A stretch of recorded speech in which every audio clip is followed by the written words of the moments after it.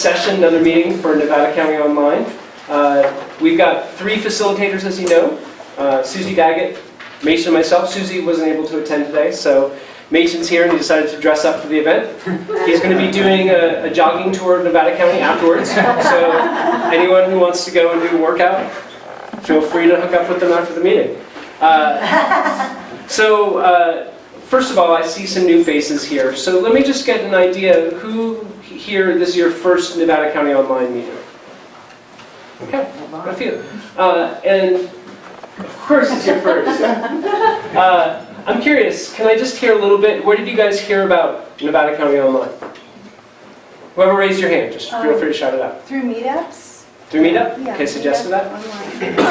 Yeah, I heard about it somewhere in the paper and I found it on meetup. Great. I heard about it from Aaron Thiem, who owns the outside. Great, and she just presented here recently. Cool. Good, well, welcome. Let me just give you a quick rundown for those of you that have been to all these meetings, you've heard this all before. Again, my name's Corey Unred, this is Machen McDonald. Nevada County Online meets once a month to bring in speakers regarding to internet marketing and marketing.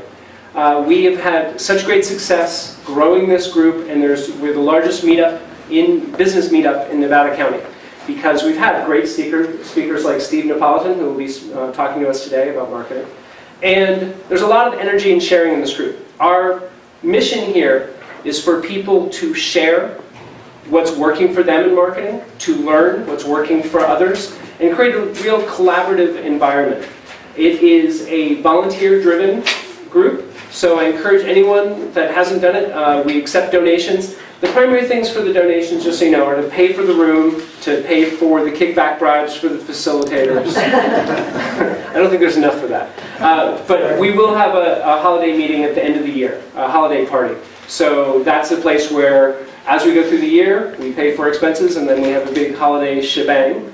The general idea here is to share what's working for you, and also if you have any suggestions for speakers, please talk to me. I'm the speaking coordinator.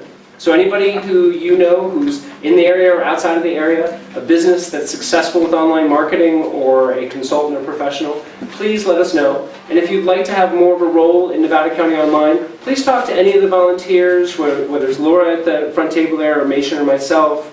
We're really open to bringing more people in and sharing the load, seeing what we can do to expand the group.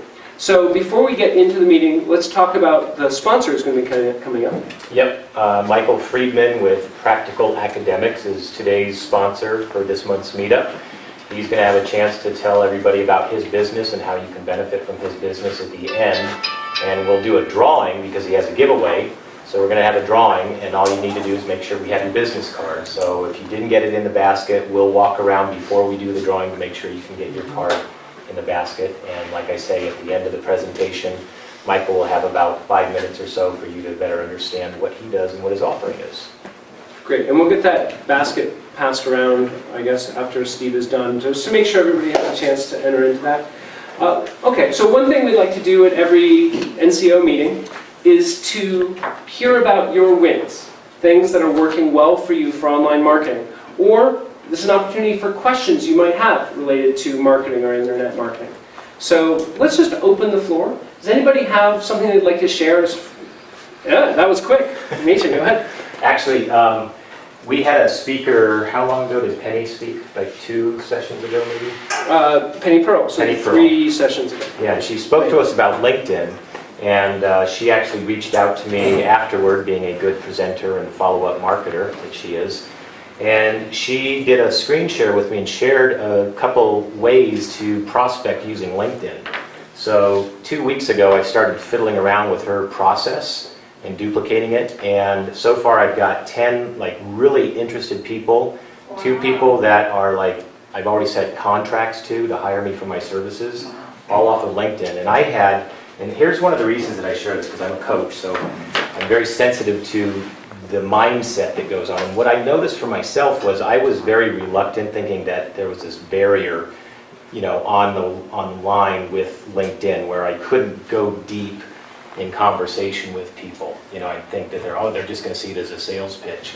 But I crafted a couple texts that go in, after somebody's connected with you, and they were like these deep emotional dives with people, and the response has just been amazing. It's like people are craving connection online in that way. And I didn't think that was the case, but it like totally flipped my world around where I can see this as a tremendous opportunity to expand on.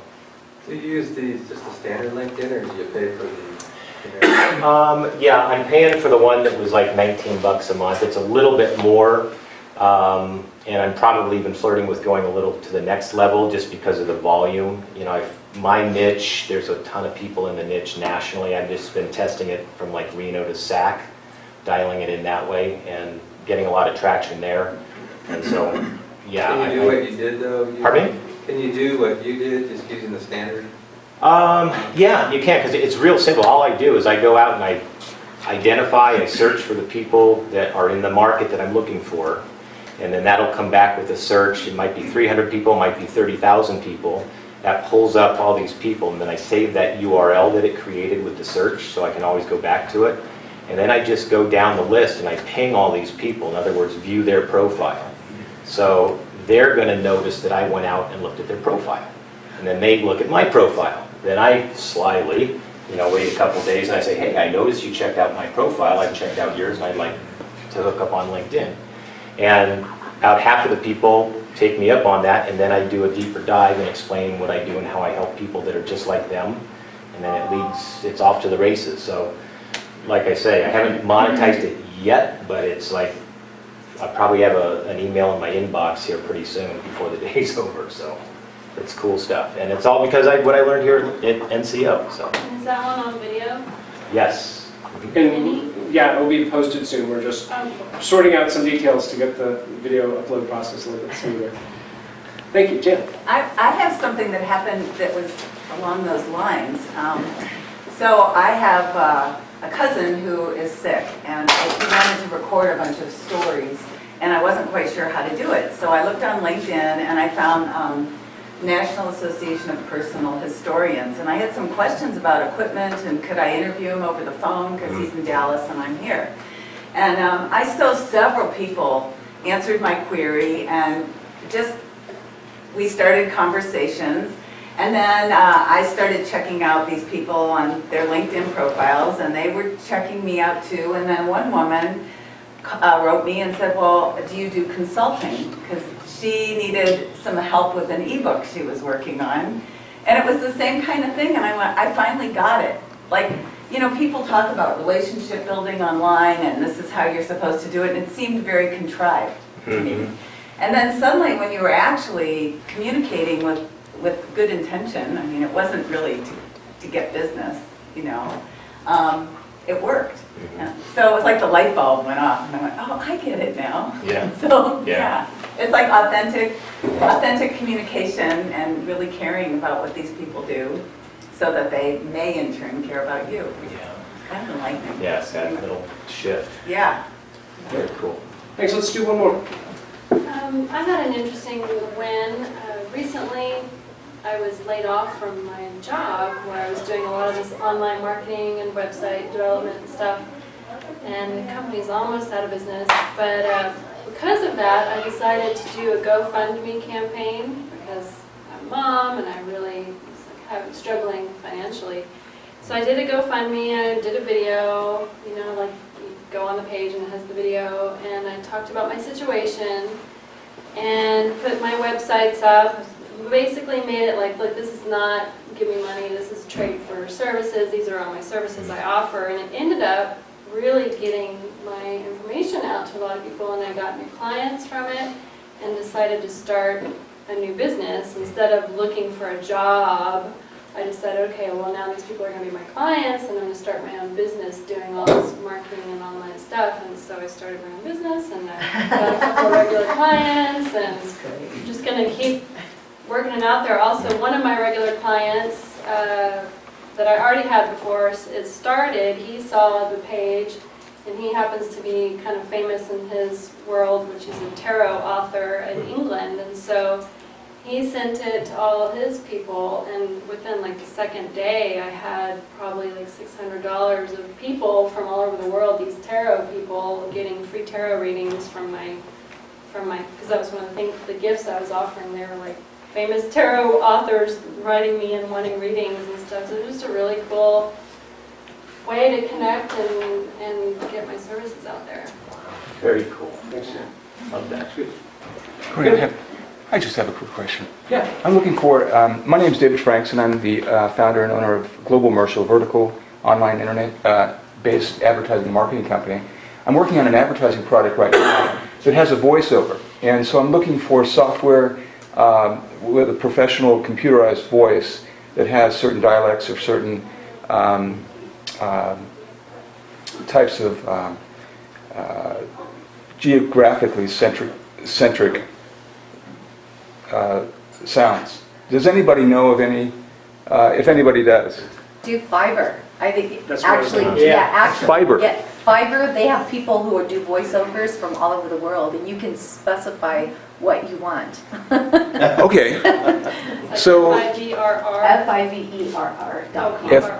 F-I-V, FIVERR. It's a freelance website. The basic idea there, if you guys haven't been on there, the premise is I will do blank for $5. So I there's a see. lot of freelancers that do voiceover work or video work, and then there's also a lot of marketers and things to bring together those local sounds and elements. You might be able to Right, find right. somebody in that place who will work for $5. inexpensively. Yeah. very cool. Good. Okay. Thank you so much. Good. So I don't want to take too much more away into Steve's time. We are really privileged to have Steve today. He is an award-winning producer. He is a brand maven. And he has worked on campaigns with companies like Apple and Intel and Nestle and Charles Schwab, like the bird. So the key here is through a process of identifying your best prospects and realizing how you can reach them to build your business and stop guessing and learn how marketing can work better for you. So, Steve, Thank take it you. away. All right. Well, I want to thank the group, thank Corian and President, you guys, and everyone putting this together. Awesome to be here. A couple quick questions before I get started. How many of you are business owners right now? Currently have a business? Pretty much almost everyone in the room. And then for the rest of you, are you like thinking about starting a business, or is there anybody, professionals that are out there growing on the sales side? Is there anybody on that side? No? Okay, so pretty much all business owners in the room. And then when it comes, and you guys are all here to learn marketing, and if you've been here and you're seasoned with this, maybe you already have a pretty good leg up on marketing, but I'm curious, how many, when it comes to your marketing, do you feel, and maybe not all the time, but sometimes you feel like you're guessing when it comes to your marketing?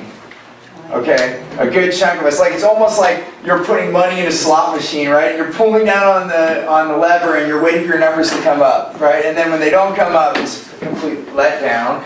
But even worse is when the numbers do come up, and you're like, yeah, you go back in your pocket, you put money in again, you pull back on the lever, and then they don't come up. Now you're even more confused, right? Has anybody ever been there? Yep. Okay, yeah, some of us know what I'm talking about. Yeah, so this is a problem, right? This becomes a challenge. What do we do in our marketing? Well, what if I can give you, and how many of you would want this, if you could have a system where you knew step by step what to do so that you could build something that would have consistent and predictable results? How many people would want that? Okay. Well, I'm glad you're in the right spot. My name's SteveNapolitan, as Glenn told you, and I work with companies. I do two sides. I typically do work with $1 billion companies that are struggling. They're not sure what to do, and they have the same problems, and I'll share with you. They get stuck, and they don't know what to do, and they're losing money. It's even worse because they put so much money towards it, and then I've literally helped my clients reach millions more. Millions in impression, millions in traffic to their website, and most important, millions in increased revenue.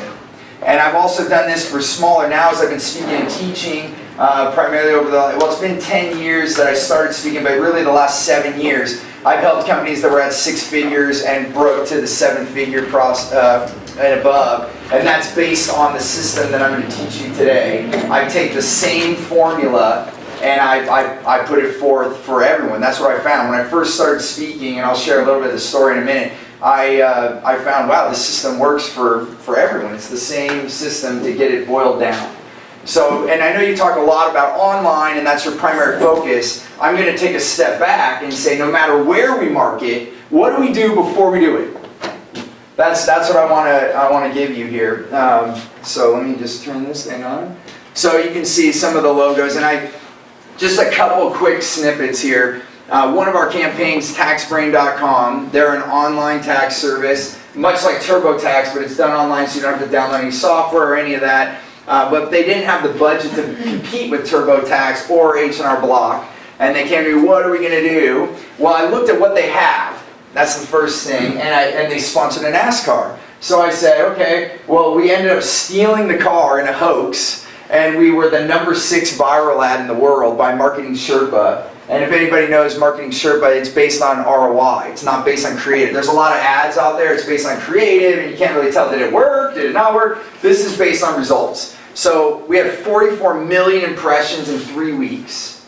And that's all media types. And then 3 million unique visitors to their website in the same time period in 3 weeks. And we tripled their revenue. They went from 10 million to 30 million in 1 calendar year. And they did nothing different. This is the only thing that we changed in what they were doing. So this is the same system that I'm going to teach you today I used for them. Now this is a national campaign. Some of you might be saying, well, I'm more geographically located. Well, that's fine too. One more example. The city of Tracy, they have an auto mall. Much like you guys know, Roseville here would probably be the closest. It's that big. But nobody knew about Tracy's auto mall. They never marketed it properly. So what happened when the economy went down? Uh-oh. Nobody knows about us. They have huge acreage, footprint, 16 brands. And there they were. They lost Cadillac, Volkswagen. It was going down. And I had already consulted for the city of Tracy. And so they brought me in and said, hey, what can we do? Because 20% of their tax revenue came from that auto mall. So it supports their fire, police, all of these things, right? And what we did, they barely sold 8 million in new cars over 5 months. That's how bad it was getting. And for an auto mall, that's small in perspective. So we did mostly on Facebook. We did a few other things, but on Facebook alone, we have 5.9 million impressions over a 6-week period in a 60-mile radius. What do you mean by that, 5.9 million? So impressions, great question. Impressions are the amount of times it was seen. So you could have seen it 3 times, that would count. Yeah, it's basically like a view, but when in marketing world you go on impressions based on, if we were like specifically like with that 44 million impressions, that was in different media types because we also got an ESPN. We were because it was a NASCAR, we ended up getting in the top 10 during their sports center. You know, so that it was included in the 44 million, but we had millions of views online as well. So that impression is just eyeballs on the actual target.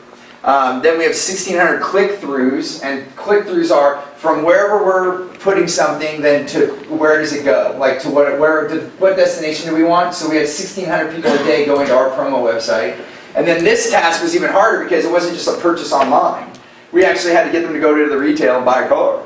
So we had to get them out of their house and all that. So that's the next step. But we sold over $19.2 million in new cars in a 10-week period. And they had barely done 8 million in the 5 months prior. So what I'm going to teach you makes huge results, and you can have it too. And I just want to share. I'm going to share other examples as we go, but I wanted you to get an idea of where this can go and how big it can possibly be. And this works for mom and pops as well, which I'll share some of that too. Like it's the same thing. These are the rules you have to live by. It's kind of like the rules like living. We have to breathe air, we have to eat food, we have to drink water, or else we're in trouble. These are the rules of marketing.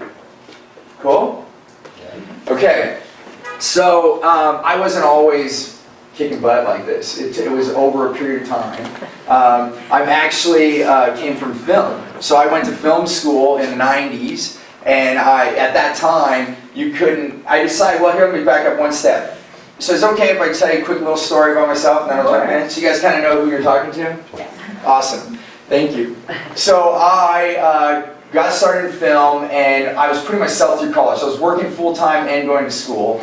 And I freaked out. I saw myself as my dad and I said, no! Because my dad worked all the time growing up. He worked for Hewlett-Packard in the Bay Area. I grew up in San Jose. And he was gone. So like when I got home and then we had dinner, we would go to bed, he wouldn't even be home. Then when I got up in the morning, he already had left for the next day. He had risen up, supervisor, manager, like going up in the corporate ladder and just working like crazy. And he made good money, but they also knew how to spend good money. Him and my mom, they both, when I was growing up, I thought it was my mom more, but I noticed he did too, like secretly. But in the end, what happened, here's the story. I go to film school and I qualified for nothing. They're like, yeah, you don't have any money, but your dad makes too much money, so you can't get anything. So I put myself through college and I freaked out because there I was working all the time, full-time work and full-time school. And I said, oh my gosh, I'm my dad. That's what I told myself I would never do. I would never be my dad. I'm not going to do this. And there I was, my dad. So at 19, I started my own business. Because I figured, well, then I'll be able to have my own freedom. I'll be able to build my business around my school. And everything's going to be great, right? Well, it was in 1996, so it was $54,000 in film equipment. If anybody knows video, I see a couple of cameras here, then you know you couldn't get a laptop and a handy cam back then. It was full on to be production. So it was $2,000 a month. My apartment was $700. So there I am, now I have to go, what do I have to do? I have to go work. So I ended up finding myself, guess what? Working harder than my dad! How many have been there, right? Let's start a business. How many have felt that way? You signed up and then you're like, oh my gosh, now I have less freedom. Just a few of us, huh? The rest of us aren't honest. Right? Or you had a good mentor. If you had a good mentor right off the bat, which I did not, then you would have had that down.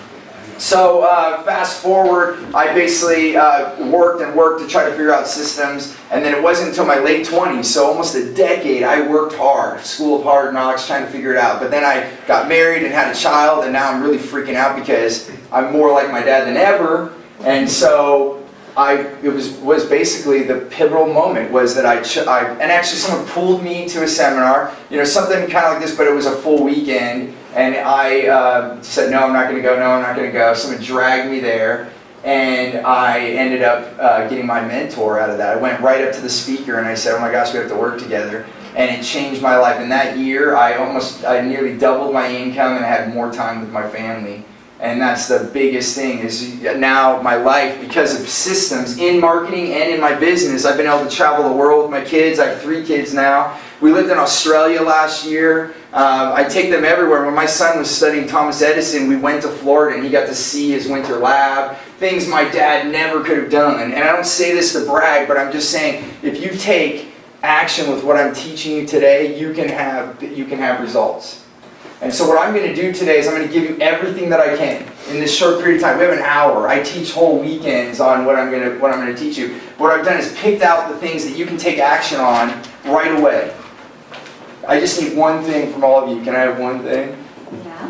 One thing you can? Okay, some of us said they can. The rest of you are like, what is it? What is it? I need you to play full out. Play full out. And what is play full out to me? It means that we take all the notes we can today. We keep a keen ear right now. We participate. Because I'm going to make this where we'll work together on this. We'll have a few exercises. I want you to just participate in this. And then the biggest thing is, take action. Go do it. Don't let it close right now. When you walk out that door, it's your choice what you do with what I give you. If you just take information in and you do nothing, then it's just a waste. You might as well just not even be here right now. I know it might be being a little harsh, but here's the thing. I've been speaking for 7 years, and the difference between someone that takes this information and goes and wins and calls me, or Facebook messages me and says, oh my gosh, I got 3 new deals and this and that, that's the person that took action, and then the rest of the people don't. So you choose if you want to play full out right now, and then what I'm going to give you, I can tell you, you can take action. So I've done this long enough now. I know people who take action win. So is everyone going to play full out? No. You do it? Yeah. All right, turn to your neighbor and say, I'm going to play full out. Full out. I don't believe it. You got to turn to the other neighbor now and say you're going to play full out. All right, let's do this. You guys ready? Okay, let's go. Okay, so there's 3 steps. How many steps? 3. 3, okay. And that's how simple. I'm also going to promise to keep it simple, because that's what we need, right? We need to see just what are the little things we can do. Let's not get too much. Let's get the right stuff. So the first thing is designing. And now this might say, okay, duh. But it's not. It's not so much. How many of you would build a house without a foundation or a blueprint? No hands, thank you. Yeah, we're not gonna do it. If we were walking along on the beach, we wouldn't say, oh look, there's some twigs and shrubs, let's build a structure. Right, the first big wave and it's gone. We don't want that, we want solid, right? So, but why do so many people build their business without having blueprints, without having a solid foundation? Because this happens every day, and I'm going to explain how this works. But then once you have your blueprint, and you have your floor plan, and you have your foundation solid, and this I would call your brand foundation, right? Because we want to talk about brand health, but how do we build that? So I'm going to share with you what to do. Second, then we build the house, whatever house it is. This might not be your house. This might not be your building for your business. It's whatever building structure is going to attract your clients. And that's why I call it your brand message. Once we know our brand base, our foundation, then we got to figure out what's the message that's going to then come out of us. Whether we're talking, whether we're online, whether we're in an ad, everything, right?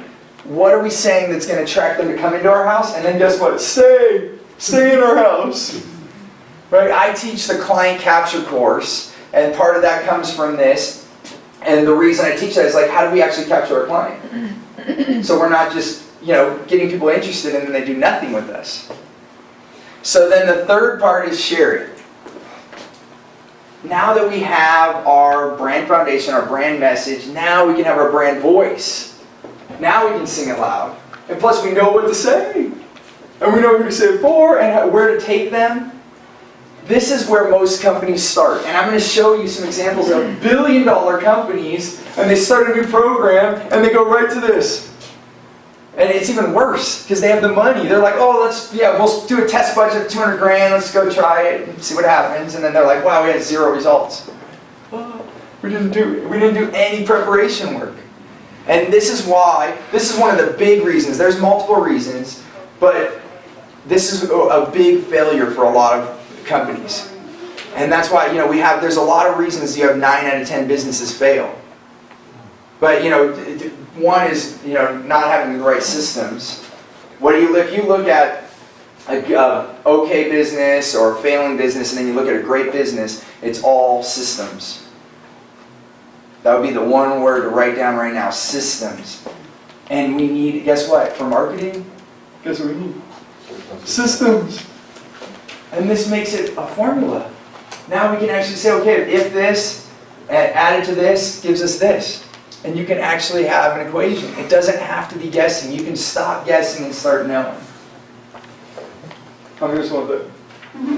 Okay, just checking. So let me just give an example, and then I'm going to jump into how do we design this. But if we're out there talking, and we're telling people, and even we're spending money on ads, you're spending money, or you're spending time. You're on social media and you don't know what to do, or you're out at networking events and you're not seeing the results you want.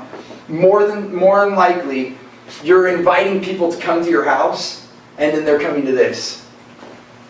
And they're at your place, or they came over and they're like, oh, watch out for that nail. Oh my gosh, is there a restroom? And oh no, this whole block's under construction. You have to go down, there's like a 7-Eleven a couple streets down. I'm sorry.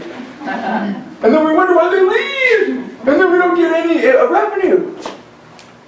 This is what's happening. So it's like a fisherman filling their boat with gas, getting all their tools, their prep, their crew, going out into the ocean. They get out there and then they throw their net out. And guess what? The net has a huge hole in it, like all the way around. Just the edges of the net are there, and they catch one fish on the side. And everyone else is swimming through. So what we need to do is stop that, and there's a way. We have to design it first, and then we can go. So what does the design look like? I'm going to shock you again. Are you ready? Yes. Survey. Survey. How do we start designing what our clients want? Ask them. Ask them. Now you might think, okay, this is simple, but let me explain how critical this can be. I'm going to start with a story, then I'm going to tell you how to do a survey properly. Okay? And by the way, how many of you survey your clients? Okay, good amount. And then how many of you have done it in the last 30 days? Okay, awesome. A couple of us. That's awesome. When would be a good time to survey a client? Continuously, big time now. So a lot of people say on an exit, right, which we'll talk about. That's good when you finish up the project. Yeah, you want to know how did everything measure up. But guess what? What about before they're even a client? Wow, right? What could happen if you ask the client what they want before you even start working with them? It's a bummer if you just do an exit. You're exiting and then you're like, oh, it would have been, this was awesome, but it would have been great if you had this, this, and this. And you're like, oh, bummer. Like they're kind of bummed out about some things. If I would have asked way over here, then I would have known. Oh, they want this, this, and this, and now, like at the end, you're a rock star. So here's an example. I had a chiropractor in the Bay Area, and he was doing pretty good, but he wanted to do better, and he wanted to grow, and he wanted to stop working so hard because he had one clinic and he was just working, right? And so basically, we looked at it, and I said, what's the greatest value that your patients get from you? Right away, he says, pain relief. I have clients that back pain is so bad they couldn't pick up their grandchild, and then after working with me, they're able to like pick up their grandchild. It's like amazing. I'm like, okay, great. I said, can we actually go ahead and survey your patients? He said, no problem, go ahead. So we surveyed the patients, and then you'll probably never guess what came back, but it wasn't pain relief. Pain relief was on there. It wasn't like absent, but it was on-time appointments. On-time appointments was the greatest value that they got from him, is what people were saying over and over. It wasn't everybody, but it was enough that we recognized, wow. And I go back to the doctor and I'm like, hey, check this out. Your patient said on-time appointments. He's like, okay, I'm surprised, but I'm not surprised. He said, I hate waiting for a doctor appointment, personally. So I always made a point to be as on time as I can be. How many of us have done that, right? You wait at 15 minutes in the waiting room, then you go into the patient room for another 15 minutes, or even worse, right? You've had that? Yeah. So there we are, and he's like, that's what I strive to. I said, well, how on time are they? He said, about 60, 70%. You know, we do pretty good. I said, well, what if we took it to 90, 95%? He said, well, then the patient would have to be in on it. So we continued our, which is right? So we continued our surveying. Every call that came in, we're like, okay, we'll book your appointment at this time. How would you like your appointment to be on time? And they're like, yes, absolutely. Like, you'll see the doctor right when you come in. Yes. Okay, we just need one thing from you. Just like I asked you, right? We can have one thing. It was, you have to be on time. Right? And they're like, okay, I can do that. Okay, well, if you're late by 5 minutes or more, you have to reschedule. If you show up 5 minutes late, I'm sorry. Then we have to reschedule you. And we might be able to get it that same day, but if you know you're going to be late, call ahead and let us know. We became the rule, right? So everyone's hearing this. We're telling the message. Then that built up. People it started a win. We were successful with it. So then we started advertising now. Now we put billboards, all different kinds of ads. And we said on-time appointments. On-time appointments. Every time they answer the phone, hey, thanks for calling the doctor's office. We're the home of on-time appointments. Everything on-time appointments. The messages are like flooding out there. And he tripled his revenue. And then we ended up duplicating that in 10 different clinics. And since then, we actually built in this. There's more. The survey was pivotal in the change in his business, but it wasn't everything. We also built other survey mechanisms. Every chiropractor we brought in got a revenue share and a buyout plan if they chose to buy the location. So he's actually now in his mid-40s, and he's sold the last 3 last year. The other chiropractors bought it out, and he's retired, has 2 properties in Greece, 1 in the Caribbean, and quite a bit here in California. And he's done it. Now he's writing a book and having fun. But it was, the one turning point was survey. This is how do you build the house that your clients want to hang out in if you don't ask them? Right? I mean, this is marketing as simple as it gets. Let's just put it down. I go ask the client, what color do you like? I like red. Okay, great. Then even if I have to go find the red color crayon and it takes me a day, fine, great. Go back. We have red. He has red! He has red! Oh my gosh, he has red! I have red! We tell everyone! Right? This is marketing at its best, but it's that simple. Just ask! Ask ask them. Yes. Now, you're using the word client, but are you including in that prospects as well? Yeah, leads, everyone, yeah. Like, you can put out on Facebook or in your areas, what is your big, and I'm going to talk about that. How do I use this in social media? I'm always asking questions. Even say that I have one-on-one corporate clients. And typically it's like, depending on what it is, like $3,000 to $10,000 for me to do a strategy session for them. It's like a big corp where I'm coming in for a whole day, it could be more. But in that session, here's how I start. I'm like, okay, we're going to look at where you are right now, what's the present conditions, where do you want to go? Then I'm going to take all the knowledge I have and I'm going to help bridge gaps, speed things up if the bridge is already built. I'm going to look at what we can do. Before we even get started, I have to ask, at the end of this strategy session, when we walk out the door from this strategy session, what would have to happen right now for you to walk out and say, wow, this is bigger and more successful than I thought? What would have to happen? And I ask them that. And guess what they do? They just spit it all out, everything that they want. As long as it's not $1 billion by the time we walk out, then I think we can figure something out, right? You know, and if it's not realistic, then I tell them, hey, you know what? That is a goal, awesome goal. And now I know the goal that you want, so let's build a plan to have that in some period of time. But obviously when we walk out the door, it's not going to happen. But is it okay if we make a plan to get that? And they're like, yeah, that's what I need. And I'm like, great, let's go do it. Now I found out what they wanted. Can you imagine at the end of my strategy session, I'm like, hey, did you get everything you wanted? Oh no, I needed this, this, and that. If I asked at the end, right? Oh, I sent them an email, and I do email surveys, and I'll talk about that in a second. But imagine if I just sent them a survey monkey after the strategy session. How was the strategy session? Did you get everything you needed? Could I improve anything? And I find out a whole ball of stuff, rather than asking them right away. So yes, I ask my leads exactly what they want. That's actually the perfect, if you're not connecting, if you're finding, like I have leads and I have no sales, we're not giving them what they need. We're not discovering the match.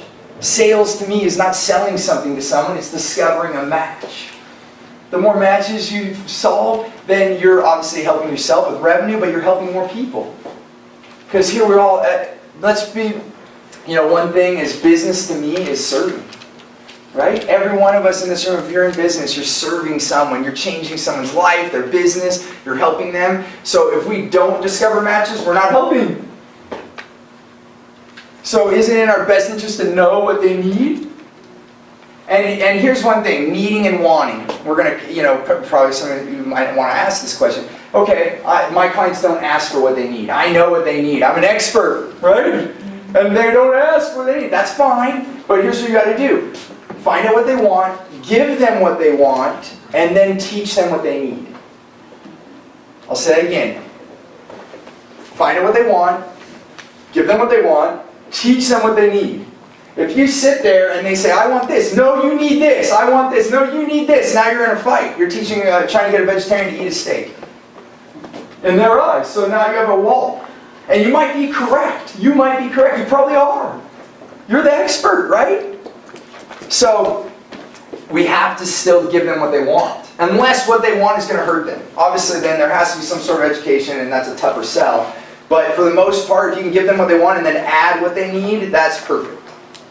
Does that make sense? Yes? In your chiropractic example, then, what they want is on-time appointments, but what they really need is the pain relief. Correct. And would he have been successful if the pain relief was not given?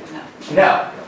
Because they would have never came back. Right. But there's a lot of great chiropractors out there, and if he adds on-time appointments and he's a great chiropractor, boom, win. So yes, correct. And that's exactly the case. What do they want? We give them what they want, but then we give them what they need. And they didn't necessarily even know that they wanted on-time appointments because it's really not out there, but when they saw that, they respected it and said, we'll try this guy. Correct, but then some of them did it. So right. Some of them asked for it right away, right. And he was already ahead of it, and that's why they chose his office over another chiropractor. So here's the trick. They have to be open-ended questions. No 1 through 10, how did I do? That's not the type of survey I'm talking about. It's not. What did that get us? If maybe if you're brand new, you're like, oh, I'm getting 8s. Woo! We can have a party. No, we want to know. So so this is one to write down. This is my golden one. What is the greatest value you got from working with me, us, the company, whatever it is? What is the greatest value you got from working with us? Or me, or my company? It's so open-ended, it's not even asking, because some people say, hey, how did you like our product?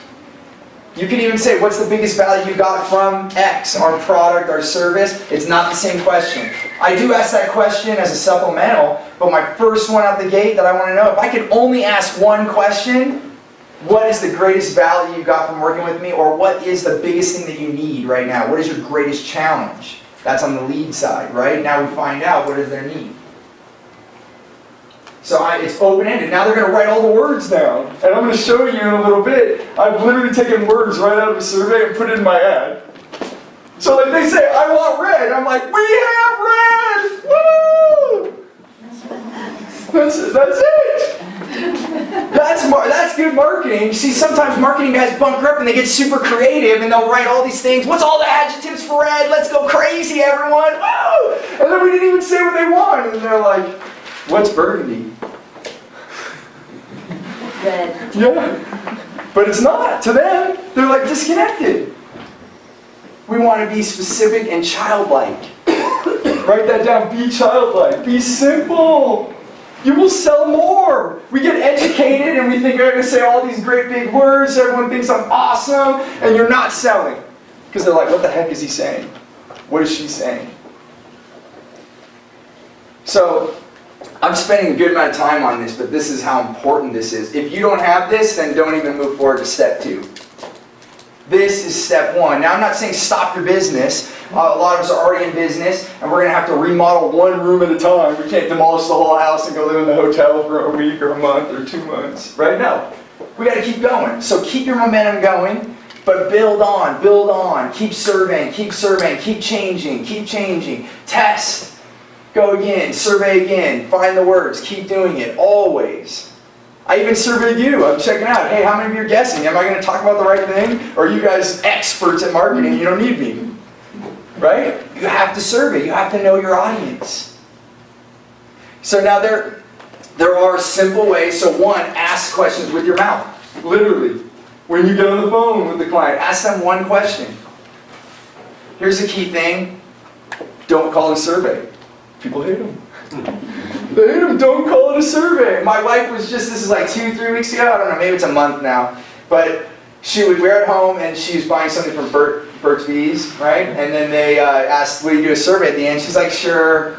And then it was like so long, like forever. She was there like 35 minutes and my wife's a committed one. She like has to finish. She's a finisher. She has to finish it. She's like, oh my gosh, I told them I'd do this. I'm like, baby, quit. You don't have to do it. You give them enough answers. They're getting it every time. You see every submitting on every question? Just quit. I'm like, it's okay. She's like, no, I told them I had to finish. Finally, I think she quit, but she did everything but the last 2 for something. You know? But now what is going to be in mind as a consumer? Every time, it could be a totally different company, but they're going to be like, well, you felt this survey? No. No, she's done, no. She's done, they just ruined it. Bird Bees, thank you. And I've had clients like that. I get with them, what's the first thing that I do with a new client? Survey. Survey, bingo! That's it. And guess what? Some of the clients say, oh, we already do that. I'm like, great, send me the survey, we'll take a look at it and see what else we need. And then they'll have a long old survey. And I've literally read client surveys and they're like answering questions. You get to question 6 and then they're like, oh, right away, question 7, this survey's too long. That's the answer. And then the next one is, I'm done. And that's it. And there's like 12 more questions. I'm like, oh my gosh. So here's my rule. If you're going to send an email out, because you should do this, all your current clients, we should start finding out. That's how I help the chiropractor. We started with current database.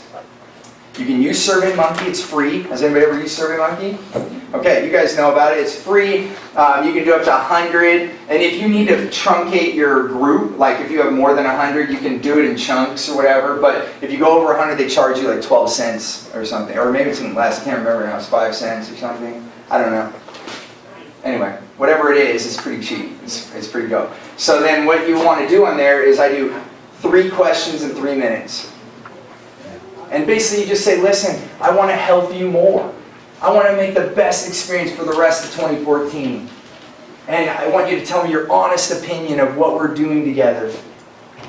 So will you please take 3 minutes and answer 3 questions and help me help you? Right? Now your client's going to be like, wow, this person really cares. You'll actually get more clients.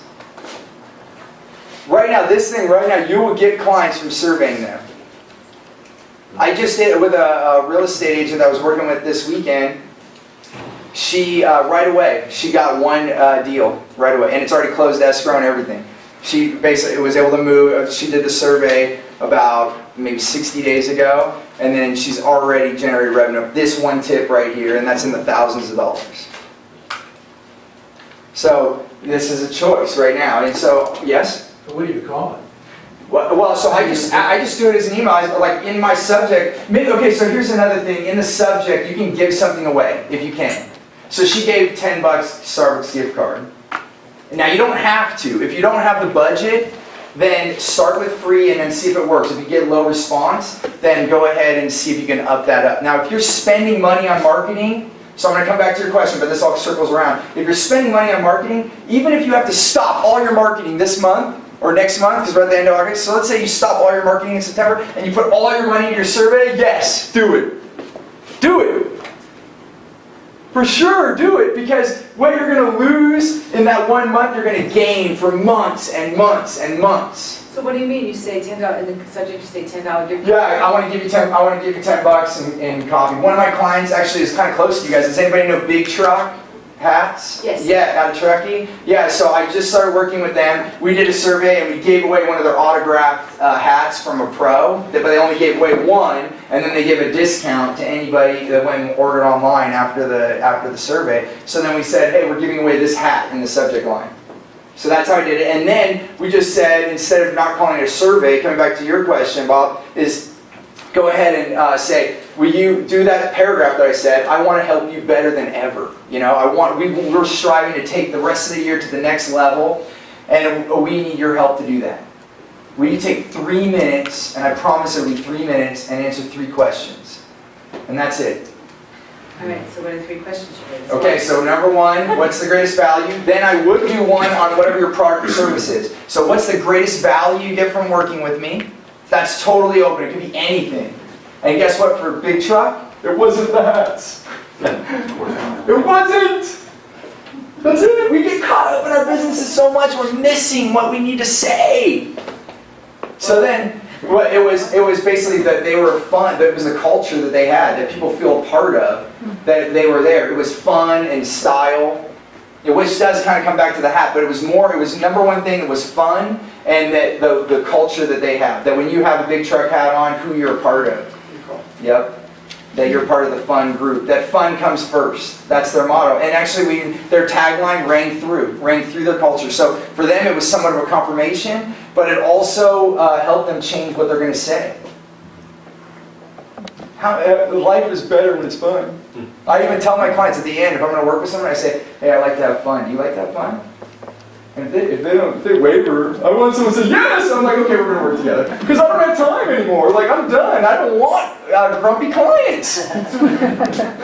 Done. Forget, I don't have time for that. So, back to the questions. What is the biggest thing, or however you want to write it, that you get from our service or product? So if you're a product base, what do you get from our product? What's the biggest thing that you get? So it's like one thing. Or if they're a prospect, then they don't know you. Yeah, so then your question is going to probably be 1. I would do 2. So I'm going to skip. So those are the 2. Let me finish the 3 and then I'll give you 1. So that was the first 2. Then the third one is, what can we do? If there was one thing we could do to improve, what would it be? And you notice everything's 1. What's the greatest value? What's the biggest thing? And what's the one? Because people don't have time. Just one thing, and this one good one. And they're writing it out, so you get to see their words. So now if it's a prospect, I usually just do 2. Would you run through them again? Okay, sure thing. Number 1, what is the greatest value you get from working with me, or us, or a company?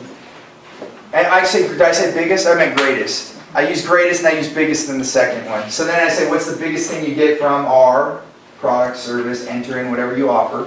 Okay? So if it was a class, like if I was teaching a class, what's the biggest thing you took away from the class? This class, I would name it, whatever.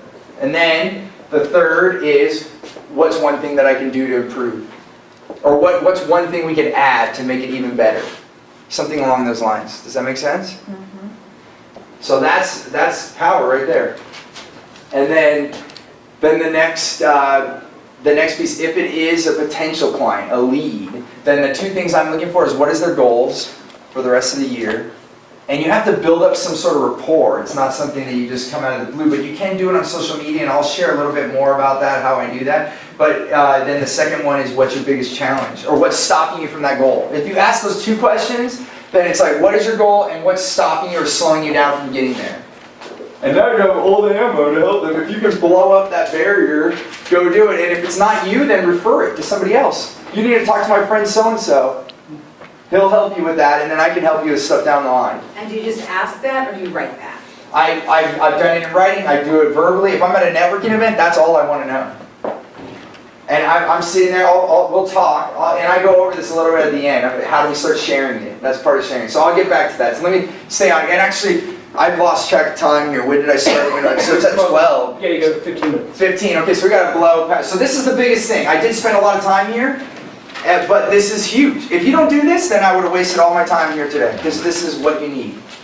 So here's what I want to do. I'm going to have to skip one of the other exercises because I want to give you a little bit more content. But here's what I want you to do. I want you to do an exercise right now. How many of you have your calendar with you right now? Okay, today's Tuesday. I want you to pick out your calendar and I want you to put 30 minutes to make a survey. Go ahead, get your calendar out. Otherwise, it's not going to happen. If we talk about it, it can be exciting, you know. If we dream about it, we can get even more excited, but it does not become reality until we do it. So just find 30 minutes real quick and put it down. It will take you 30 minutes. You already have the questions. You can go to SurveyMonkey and do it. You can set it up in an email. You can even call clients. Just call them and say, do you have a minute? And if you only can ask one question, this is what I do with clients that have a database. So if you have a database, what I encourage you to do, every time you get a client on the phone, say, oh, before we go, can I ask you one quick question? And then ask them one question, then note it in your under that file in the database. So if you have a CRM, customer relations management, then you put, I asked them the greatest value question. Next time you get that client on, you're pulling that up. What question did I ask? And then you ask them the next question. And you just ask one question each time. Okay? So 30 minutes, if you're going to do it for current clients, go to SurveyMonkey and fill that out. And, set it up. It's really easy to set up if you've never done it before. You can even watch a video on YouTube how to do it. Set up that and then send it out. And send it out tomorrow or Thursday if you can do it fast enough. If not, send it out Tuesday next week. Don't do Friday or Monday. Okay? So Tuesday, Wednesday, Thursday. Yeah, that's the best. You can do it. It depends on your offer. Like Big Truck, before they did it, I met with them. We went over the first steps. Then I was going to meet with them the following Tuesday, and it was already like Wednesday or something. So they said, okay, we need Thursday to get this turned around. We'll send it out on Friday. And I said, it's not the best day, but let's do it because they were giving an offer. They said, get this hat and turn it in by Monday. They gave them the whole weekend to do the survey, and it worked. We had over, I think it was like 80 responses they got out of their database, which wasn't, they had 1,300 people. So that wasn't a lot in comparison, but it was enough. We got enough stuff to start the train. We got enough. Next Tuesday's a Monday. This is Labor Day. So yeah, Tuesday, so don't do, yeah, you're right, do Wednesday. He's bingo. Yeah, just do Wednesday. So can everyone plan to do this by Wednesday? We're doing it? Awesome. Okay. Let's do it. This is huge. Can't tell you. Okay, so I gotta skip that. Okay, sorry. There's more times we'll hopefully we'll get to meet. Then once you have this is the power of this. I'm just gonna kind of go through some of these things quickly. Right now, Barbara Bursinger, this is what she, funny thing is I was on the phone with her on the way here. Anyway, this was her website before she met me. And then after, and we started getting words from her clients. Imagine how might your life be different if you didn't have to watch your weight, or you didn't have to watch your eating or your weight. That's what's in people's minds, right? It helps with people with eating disorders as extreme as bulimia and anorexia, and then just down to the basic stuff. And guess what? It's not about the food, and it's not about any of that stuff. It's about what's here. What causes us to want to eat those things? I won't get into it, right? It's from our childhood, it's from all kinds of patterning, and she talks about it here in the video, and then she gives away a 21-day training right there for free. So you can actually feel what it feels like. I've taken things for life that I still do today because of what she taught me. And now people get it. So you want to lower the barrier of entry as well. So part of it's messaging, and then also, a lot of us as marketers, we have this wall. We're saying, hey, come over, but it costs this much. And then guess what? Our clients are like, hey, I'm here. And you're like, yeah, come on over. It costs this much, just climb over. If you give me the money, I'll give you the ladder. We'll get you over this wall, no problem. We actually have an elevator. And then they're like, I don't know, I can't see it. We gotta lower the barrier. And I won't talk so much about this today, but just know, if you lower your wall and your clients can walk over and hang out with you, well, this is pretty cool. It might cost you a little bit even. But guess what? Those clients are going to spend more with you and be with you for a longer period of time because you let them in. So they're walking around, it's like wall, wall, wall, all these other competitors, and then there's like an entry. You're like, oh, I got over! I'm over here! Woo! Yeah! Yes. So when you say lower, do you suggest free, like an opt-in offer, or even just a smaller service price? Yeah, so I won't be able to teach my whole sales funnel model, but yes, free. Have something for free on your site, yes. And then you can have what we call a tripwire, which is something from $1 to $100. And they're two different offers. So you always want your free thing there, and then if someone gets your free thing, right away a video should come up, and I won't be able to teach all this right now, but another video comes up and say, thank you so much, go check your inbox, that's already coming. But I just want to also let you know that we have this, because if they already like you, the more than likely they'll buy that next step. And they might not, but then it's there. Does that make sense? But you want something free value, because then you're grabbing their time. And it has to be valuable. What value do you give? It has to be valuable. It cannot be junk. Or else you lose. Like, don't just do something that everyone else is doing. Give away some value. I'm going to give one more example, and then we'll skip ahead to the end here. So this is $1 billion. So Barbara Bersinger was, small mom and pop practitioner, and now she's speaking nationwide on what she does because she's gotten more exposure just by changing what she says. This company came to me, $1 billion company, and I surveyed. People thought they sold aircraft, but guess what? They're in air medical transportation. They save people's lives. But guess what? With the gap in insurance, which a lot of us know about, now it's $7,000 to $14,000 or higher, $14,000, $7,000 to $14,000 out of pocket, even with insurance, if you get flown. And this is not, I don't know how many, maybe they have a little bit in this area, but we are pretty close to medical facilities. If you're in Texas, Montana, like you could be hundreds of miles away. Literally. What's that? We have a local one. Yeah, I bet you do. At this point, we're this far to get down. You need to get down there. And it's $50 a year. You know it. See, that's the same program, but this is before they knew it. So they had a thing, join today. Nobody knew what it meant, right? And it's $50 a year. It covers all your out-of-pocket. It's a gap insurance. And basically, all the stuff was below the fold, which I don't have to teach what that is. Everyone knows below the fold here, right? Right. Online marketing. Okay, but that means that it's below when you scroll. So, and their content wasn't even right. It said we're the safest, blah, blah, blah, blah, blah, blah, blah. It had nothing to do with the members. So here's what we did. My life was saved, my bill was covered for $50. Guess where I got that? Yes, a survey! I didn't write that! I did not write it! You don't have to be a great writer to be a marketer. Do you pay royalties to the people? Yeah, you know what? They are so excited that their life was saved at this point. They were all in, right? But yeah, my life was saved. At the bottom of your survey, do put in there that I can use, that's the keynote that I forgot to say, that you can use their words. Can I use your testimonial or anything that you say? Kind of like that, okay? My life was saved and my bill was covered for $50. Learn more. Then it clicks over here. It says you're in rural. You can't read it here. I'll just read it. You're in rural Texas because we did this specific to a geographic, just like you guys can, or a specific market. So if you're going after fishermen or you're going after this or that, whatever it is, make sure it's specific. We have 5 seconds online to catch our clients. So I'll have clients with 100 of these, 100, over 100, and every one of them is for a different demographic. Location, whatever it is, because we want specific. So if I say, you're in rural Texas, that leaves you miles and miles away from the nearest medical facility, and I had this on an AARP, and they're like worried and sensitive about their health, and then this comes up, they're like, yes, that's me, checkbox number 1. That, we know it's an unbelievably terrible thing to have an accident, it's even worse to have medical bills stack up. Challenge, checkbox number 2. Then 3, then we say, that we can take it away for as little as $50 a year. You can have all of your out-of-pocket covered. So now we quadrupled their intake. They were $120 to acquire a new client. $120 in marketing. It's $50 a year, do the math. 3 years to get their money. The whole program was losing money. They just spent 200 grand on another test. It wasn't the first 200 grand that they spent. The marketing director's looking me in the eye, about to cry, because he just got told that they have 1 year to turn the program around or the whole thing will be canceled, because even the $50 that they were collecting wasn't even covering the flights. Now they're losing money on flights, losing money on marketing. The whole thing is going boom, down. We changed all the language. Mostly was what we were saying.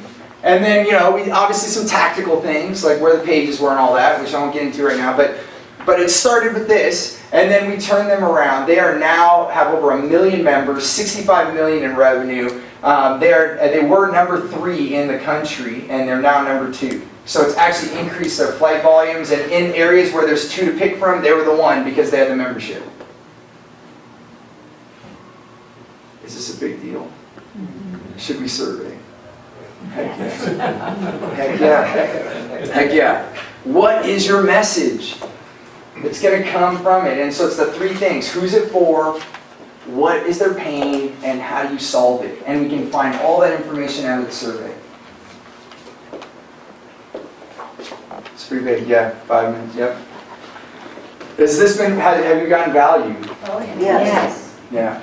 And these are simple, but what we need to do. No matter what we do, whether you're going to a networking event, whether you're going online, social media, whether you're spending money on ads, this is what you have to do first. This is why you're struggling to say, I don't know if that ad's going to work. I don't know if I'm getting value out of my time at the social engagement, right? You're taking time to go out of your house. Wouldn't it be good to know what to ask? So now you have some questions in your pocket. And I'll say I wouldn't want you to go out there and start pitching. Anybody that goes to a networking event and you're like, hey, buy my marketing class, buy my marketing class, buy my marketing class, buy my marketing class, buy my marketing class. They're like, oh my gosh, get away from that guy in the black shirt. Right? It's no good. So we have to know what to say, and a lot of it's asking questions. Get to know the person, be personable, and then say, hey, what are your goals this year? What brought you out to this event today? And the same thing online. So I was going to teach you a little social tactic, but I don't know if I could do it in exactly 5 minutes. We'll give you a few more minutes. Is it okay? You guys want it? Like I can get it. I'll do it really fast. It's very simple, just like everything that I do. But I'm going to teach you. So I'm going to skip here. Those are another example. Okay, so social media. How many people are on social media? Okay, I was figuring a lot of the room. How many of you know you're making money on social media? Okay, a few of us. I'm not trying to beat anybody up, but how many of you want to make money on social media? Okay, let's do it. We're going to do it fast. So keep up, but it's simple. So you'll be okay. Okay, so how do we do it? We stop singing in the shower. When we go into social media, this is the #1 thing I see with big companies, small companies. The first thing they're doing is they're writing content for their page. What am I going to put on my page? I got to figure out content. I got to put it on my LinkedIn. I got to put it on my Facebook. I got to have my blog. I got to type. I got to type. I got to type. Right? How many of you ever felt that way? Right? What am I going to say? Well, hopefully I helped you a little bit on what to say. But guess what? If we're saying stuff on our page, if you're on your Facebook, on your blog, you're singing in the shower. When you sing in your shower, literally, if you sing in your shower, who hears you? You, maybe a family member if you sing loud enough, right? The next door neighbor. The next door neighbor if you're really belting it out, yeah. But guess what? That's it. And that's what we do. That's what so many people do on social media. They just go right to their page and then we're wondering why. Why are more people not liking my page? Why am I not getting more traffic? Because you're in your shower saying, I'm the best! Right? And it's not happening, right?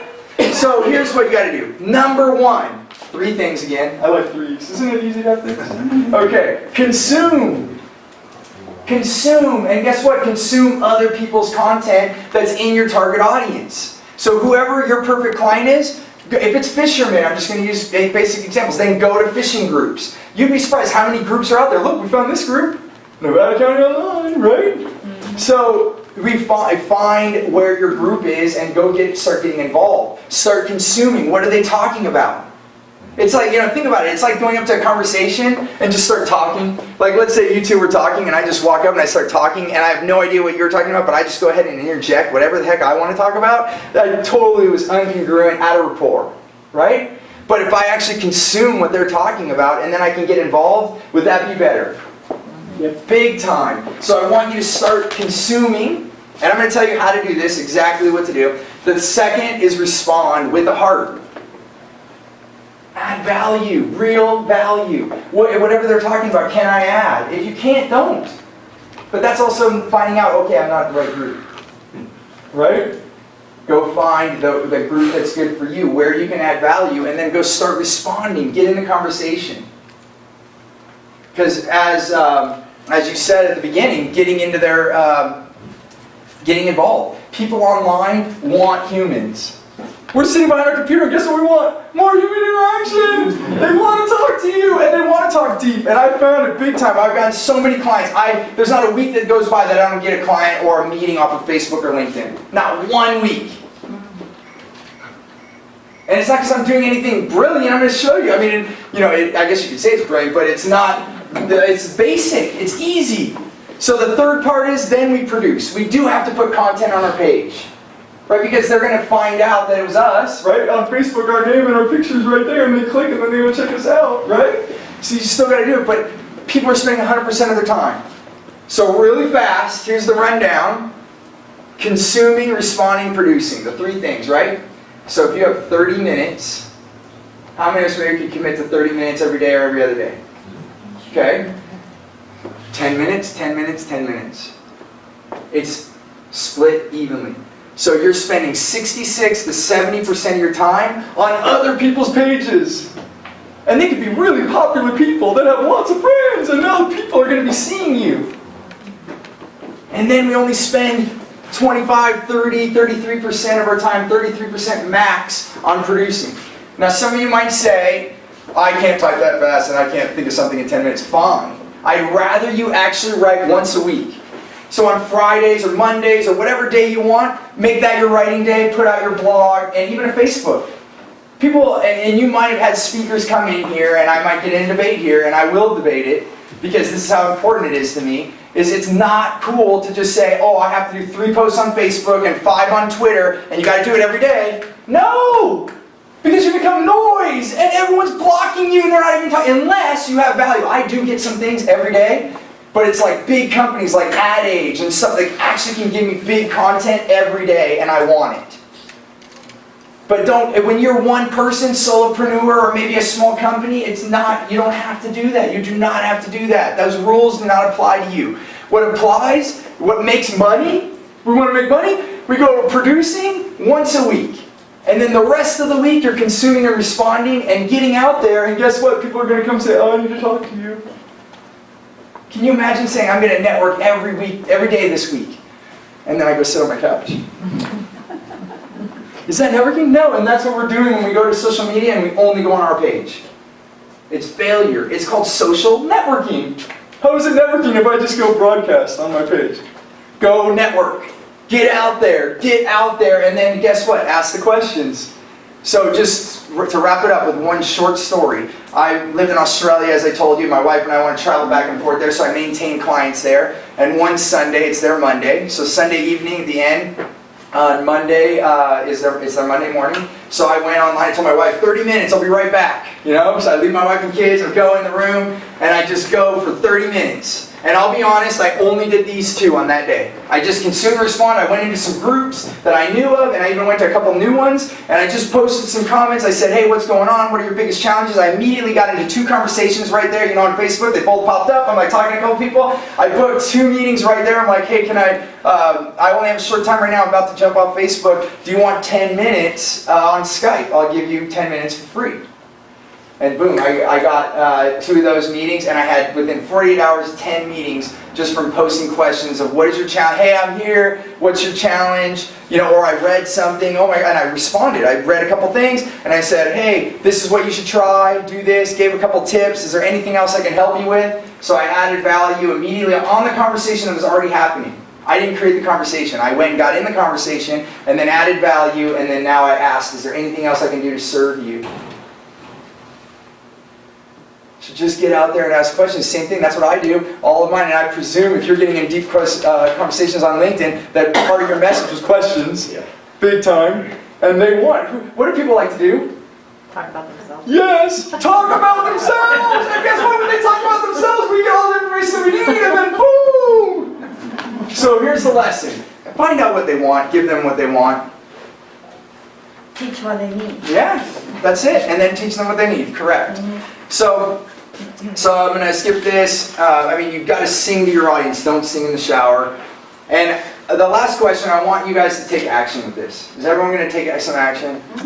Okay. And I just have to ask one question before I leave. Who would like help designing it? How many of you, if you could have help, would you want help designing it? Well, this is exact. So I've been speaking for 7 years, and the biggest disconnect, I used to teach and then do it for clients. And I realized that as I was in Australia, I was developing this, and since I got back from Australia, I've launched with you. So now I teach you, I do it with you, and I do it for companies. So the with you is a lower cost point where we can actually work together in small groups and get this done. I just had a weekend, this weekend, I just finished. And the lady said she's been in business 13 years in real estate, and she actually got more done in 3 days with me than 13 years in developing her marketing process. Because nobody ever held her hands. And she even paid for seminar after seminar after seminar. And she said, I have the exact to-dos. They even gave me, boom, boom, boom, this is what to do. And I even promised my brother, who's also a real estate agent, that we'd meet once a week and we're going to do it. And they never did it. They never did it. So what I do is I actually do it with you. She left with everything done. We do it in the workshop. So real quick, and then we'll wrap up. If any of you are curious about this, I'm here, and then Hillary in the back. Wave, Hillary. Hi guys. She's here to help too. If anybody's curious about this, I'll hang out after and I'll answer questions. I know we didn't get a lot of Q&A, but we design it with you. We design your foundation with you. We design your sales funnel with you, which some of you are asking about. I actually designed that with you. We write your message with you. I call your audio logo. Those 3 things. Who's it for? What's their pain? What do I give? We do that with you. You learn how to have quality outreach, not quantity. And all of this, you're ready to capture clients. And normally, I've done this with corporate clients, and this is like $10,000 to put all this together. And I'm up here, what I've done is been able to do this in groups and lower this to a $2,000 package where it's 2 days in Roseville. We give it all to you, and you leave with your plan. We do it together. So we do it with you. Now, how many of you, if I were to give this at no charge, how many of you would be there?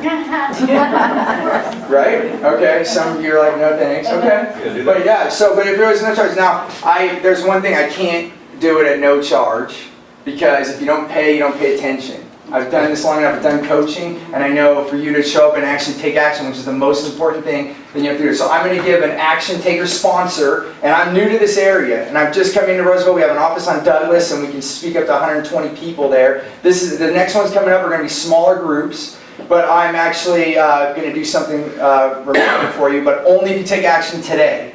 Because if you don't take action today, most likely you're not going to take action when you get there, and you don't want to come anyway then.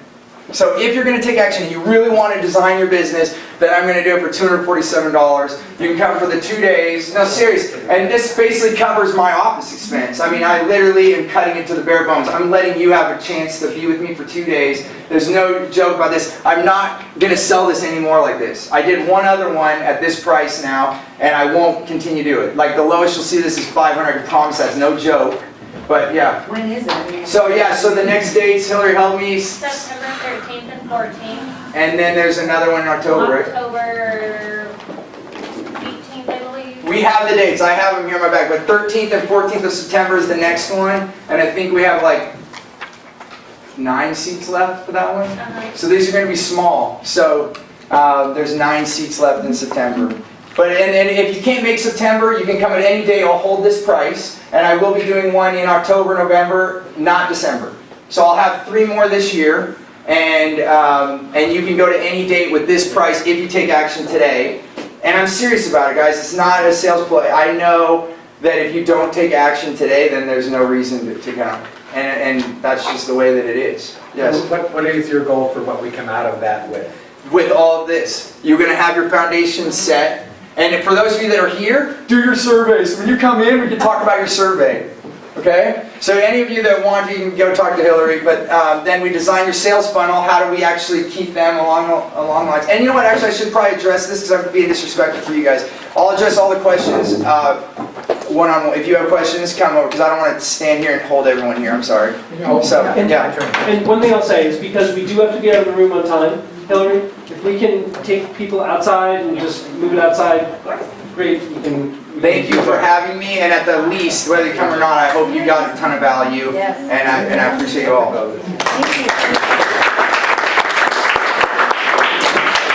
Right, we have everybody's business card. Sorry. Anybody that needs to put a card in, that hasn't put a card in.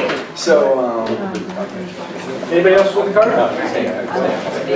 Okay, so You want this? Mike, you want to come on up and tell us a little bit about you and your offering? And then we're going. Hi, gang. Haven't seen half of you. I know half of you haven't seen most of you in here.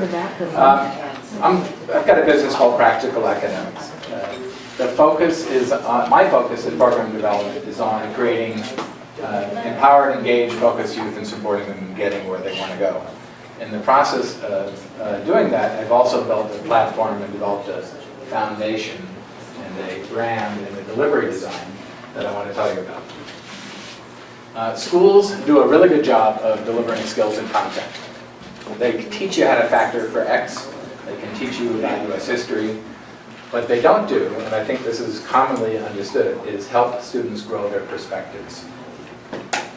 Their attitudes, their beliefs, their viewpoints, their worldviews.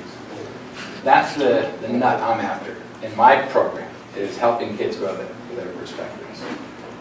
The way I do that is by trying to leverage current technology. I have a cloud-based, mobile-enabled platform that's world-class. It's the same platform used by Columbia University and San Jose State, and if San Jose State made a bad tech decision, they hear about it. It's the best learning platform on the planet right now. Sierra College uses it for online delivery.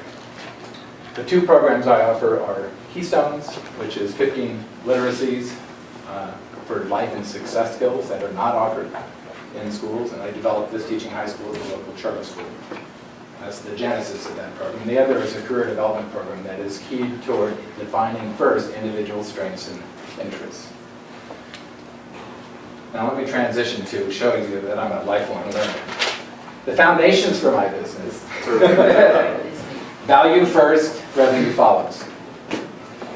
Focus on bringing value. That's all that matters. If you do that, the money will follow. I deal, as I said, in the realm of the subjective, not in the realm of the objective. Schools, the conversation about public education is about objective measures because that's all we have to communicate with. Math and English scores, period, done at a low level. Multiple choice, true, false. So there is a gap of attention on the higher level thinking and on the subjective in our lives. I have a high-touch model. I believe that mentored small groups is the right delivery model. Small groups give you accountability and creative support. The ability to make changes in your life is increased 5 times when you're in a small group support environment. Think about any other environment less successful.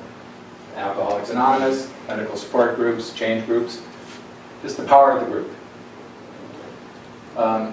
It's a high-touch environment. I have a set of systems, underlying foundations, technology tools, marketing tools that need some help maybe.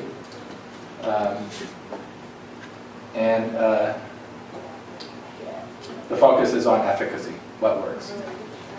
My brand message, your second canon, real smart fun.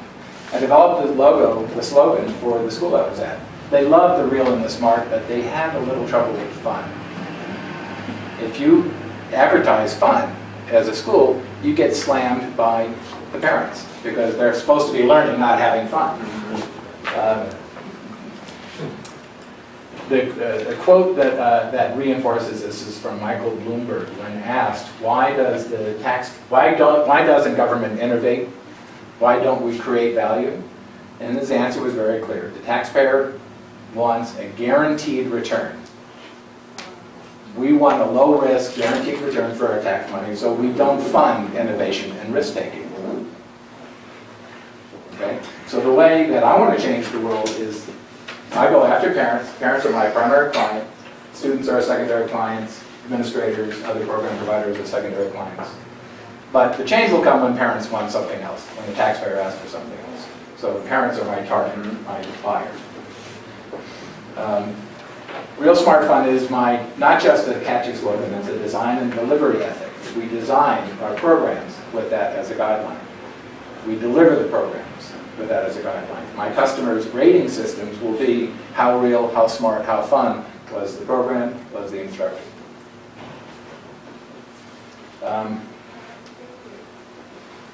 The brand message is that, as I mentioned before, we work on perspectives, not skills and content. Skills and content is a saturated market. I can't compete with the Harvard endowment and enter the MOOC market to deliver artificial intelligence classes. Stanford put a MOOC up, massive open online course for artificial intelligence, 160,000 people registered. I can't compete. I'm going under the radar with local-based, mentored small groups at the ground level. Okay, technologists focus on what is systematizable and monetizable to maximize the return. I'm focusing on delivering value that is measured in testimonials of my clients.